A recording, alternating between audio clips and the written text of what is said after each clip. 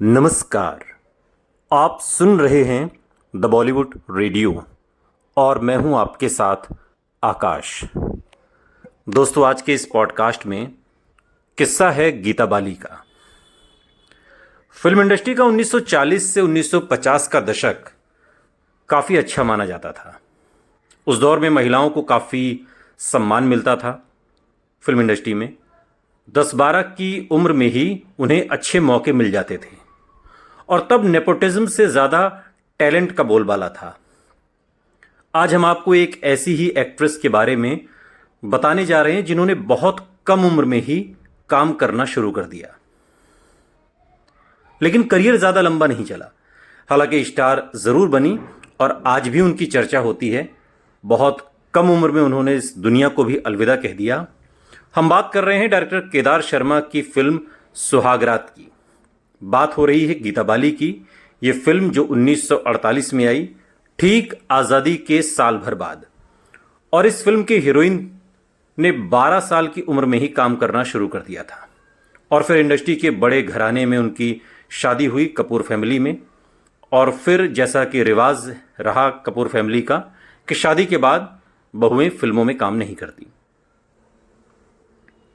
दरअसल केदार शर्मा को राज कपूर, मधुबाला, भारत भूषण जैसे दिग्गजों को इंडस्ट्री में लाने का क्रेडिट दिया जाता है और वही इस हसीना को भी लेकर आए जिनका नाम गीता बाली है।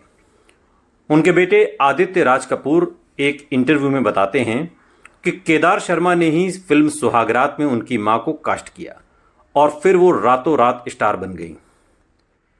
और आदित्य इस इंटरव्यू में कहते हैं कि नाना यानी गीता बाली के पिता पंडित होने के साथ साथ सिख भी थे, क्योंकि वो पैदा तो हिंदू परिवार में हुए थे लेकिन बाद में सिख धर्म अपना लिया था।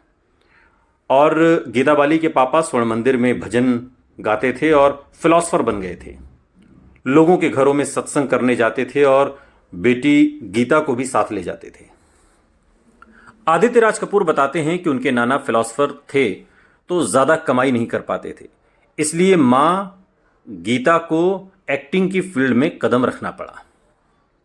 उनकी मदर को पहले उन्होंने थिएटर किया और तो उनके ही समुदाय ने उनका बायकॉट करना शुरू कर दिया और फिर लाहौर गई और वहाँ उन्होंने ऑल इंडिया रेडियो ज्वाइन किया और फिर 13-14 साल की उम्र में ही गीता बाली सिंगर बन गई। गीता बाली ने लाहौर में 2 फिल्में की थीं और फिर वो मुंबई आ गई और यहीं पर केदार शर्मा से वो टकराई, उनकी मुलाकात हुई। यहाँ कुछ फिल्में करने के बाद वो स्टार बन गई और फिर उनके जीवन में आते हैं शम्मी कपूर। शम्मी कपूर का आगमन होता है जो उन्हें चाहने लगते हैं। हालांकि एक्टर उस वक्त स्टार नहीं थे, उनकी 15 फिल्में फ्लॉप हो चुकी थीं। बावजूद इसके वो टॉप की स्टार के साथ शादी करना चाहते थे, यानी कि शम्मी कपूर गीता बाली से शादी करना चाहते थे। और फिर एक्ट्रेस पर भी प्यार का रंग ऐसा चढ़ा कि उन्होंने स्टारडम छोड़ दिया। केदार शर्मा ने बाद के दिनों में तकरीबन साल 1999 में एक इंटरव्यू दिया अपने निधन से कुछ महीने पहले।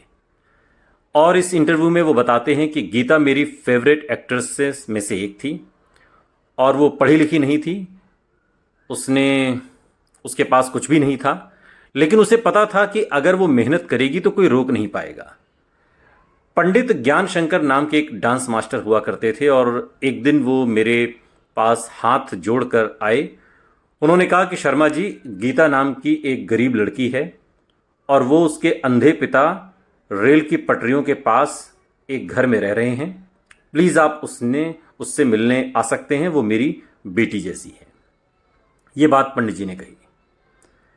केदार शर्मा जब गीता के घर पहुंचे तो वहाँ एकदम सब कुछ सिंपल था। वो कहते हैं कि मेरे बैठने की भी जगह नहीं थी। उन्होंने लकड़ी का एक पटिया रखा और उस पर चादर बिछाई और मुझे वहाँ बैठने के लिए कहा। जैसे ही बैठा मुझे वो लड़की दिखी जिससे मिलने में आया था, वही गीता बाली थी। आपको बता दें कि डायरेक्टर ने एक्ट्रेस को राज कपूर के साथ फिल्म बावरे नैन में कास्ट किया, लेकिन जब शम्मी कपूर से शादी हुई तो सब कुछ छूट गया। लेकिन किस्मत को शायद ये भी मंजूर नहीं था और महज 34 साल की उम्र में चेचक ने गीता बाली की जान ले ली। गीता बाली उस दौर की बड़ी एक्ट्रेस थी, फिल्म डायरेक्टर थी, प्रोड्यूसर थी। और एक छोटा सा किस्सा और है इसी में कि एक बार उन्होंने अपने दफ्तर के बाहर टहलते हुए राजेश खन्ना से यूं ही पूछ लिया था कि क्या तुम एक्टर हो। पहली बार तो राजेश खन्ना घबरा गए, दूसरी बार में हड़बड़ाते हुए उन्होंने जवाब दिया। और फिर गीता बाली ने कहा कि तुम अपनी तस्वीरें मुझे भेजो, हम एक फिल्म में नए लड़के की तलाश कर रहे हैं, शायद बात बन जाए।